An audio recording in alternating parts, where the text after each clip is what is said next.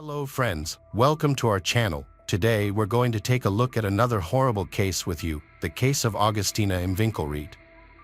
Augustina M. Winkelried was born on June 6, 2001, in Esperanza, where she grew up in a big. As the baby of the family, she naturally received extra attention and affection. People who knew her described her as outgoing, kind-hearted, and always wearing a bright smile. On January 12, 2019, Augustina's father drove her to a friend's house, where a group of about 6 friends were meeting up. They planned to go to Teo's, a nightclub with a bowling alley, later that night. Augustina had already made plans to sleep over at her friend's house, and her father knew about these plans. Augustina left a club in the afternoon and went home.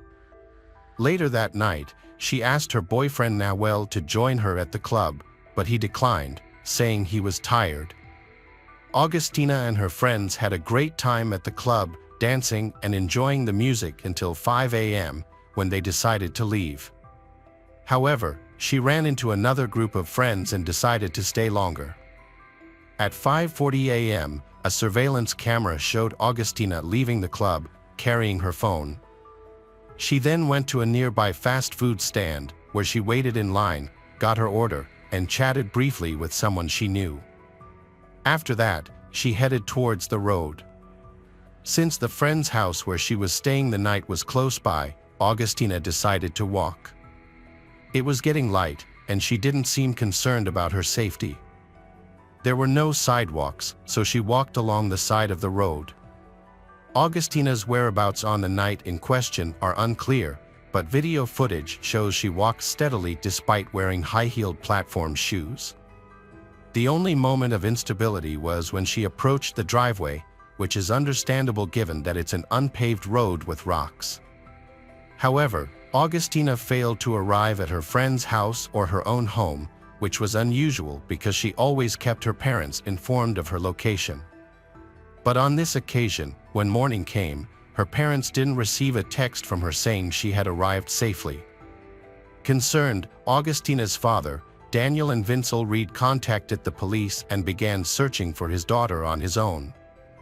After starting their investigation, police officers went to Teo's club to interview potential witnesses and review the available surveillance footage, since they knew Augustina had spent the entire night there. Meanwhile, a friend of Augustina's, Brian, reached out to her father, Daniel, and told him that he had seen Augustina outside Teo's club around 6 a.m. Brian was driving by when he noticed Augustina standing on the side of the road, talking to the driver of a silver car that had pulled over next to her. Brian continued driving down the road, but quickly pulled out his phone and called Augustina to check on her. He asked if she was all right and if she needed a ride home. Augustina replied that she was fine. Augustina accepted Brian's offer for a ride, saying she was headed to a friend's house. Brian decided to wait for her at a nearby gas station, which was just a few hundred meters away from where he first spotted her. He would fill up his car while waiting. However, 15 minutes passed, and Augustina failed to appear at the gas station. Brian then went to look for her, but she was nowhere to be found. Despite trying to contact her, Brian was unsuccessful as Augustina did not answer her phone. At the time, Brian didn't think much of it, assuming that Augustina had simply gone straight to her friend's house and forgotten that he was waiting. The main clue in this situation was the silver car. Although Brian couldn't identify the exact brand and model, he described it as fairly old. The man in the driver's seat may have been the last person to see Augustina before she disappeared. Police didn't rule out the possibility that he was involved in her disappearance. They tracked her cell phone signal and found that the last recorded signal was from a tower near the Taos Club. The search team focused on the vacant lots and fields around the club, which is on the outskirts of town. A nearby gas station was the only business with surveillance cameras along the road Augustina was walking on. Daniel, Augustina's father, reviewed the footage to see if his daughter had passed by the gas station. Since her friend's house was nearby, it's likely that Augustina would have walked past the gas station. The attendant showed Daniel the footage after he explained the situation and asked for help. The camera had recorded footage from that morning, but the attendant almost lost his job as a result. Later, the gas station owner fired the employee for letting someone watch the security footage without permission. However, when the townspeople found out, they boycotted the gas station, which led the owner to rehire the employee and apologize. Daniel reviewed the gas station's footage and couldn't find his daughter on it. It seemed Augustina never made it there.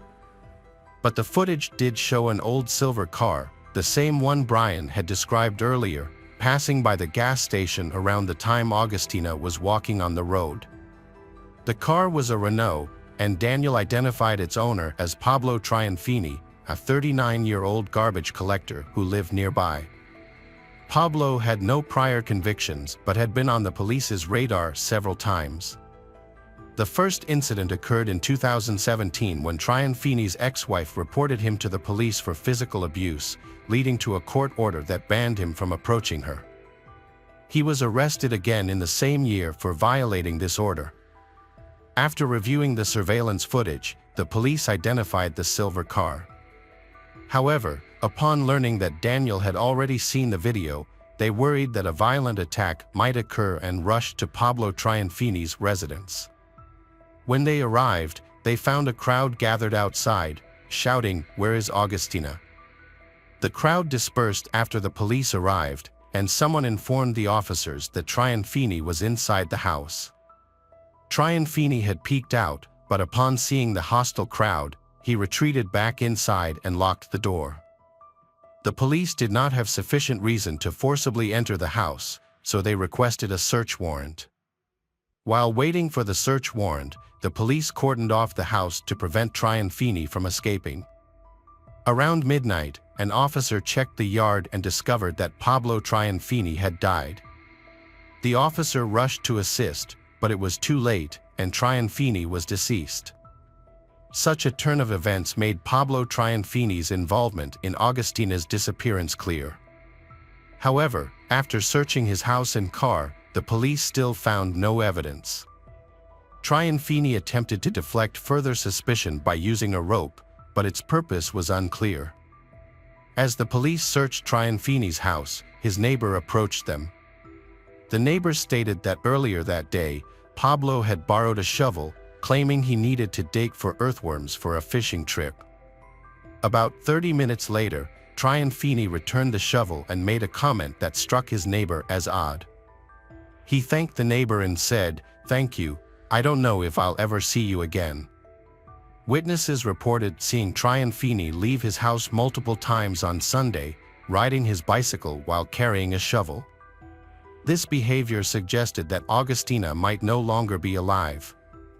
On Monday, January 14, 2019, a search operation began at dawn, aided by drones and police dogs. At 9:15 a.m., Augustina's partially clothed body was found approximately 500 meters away from Taos Club, hidden in a ditch with dense vegetation. The forensic investigation revealed that Augustina had fiercely defended herself, resulting in defensive wounds on her hands and her attacker's skin under her fingernails. DNA analysis confirmed that Pablo Trianfini was the perpetrator. The cause of death was determined to be strangulation. The circumstances surrounding Augustina's entry into Trianfini's car remain unclear. It is unknown whether she was coerced or accepted a ride voluntarily.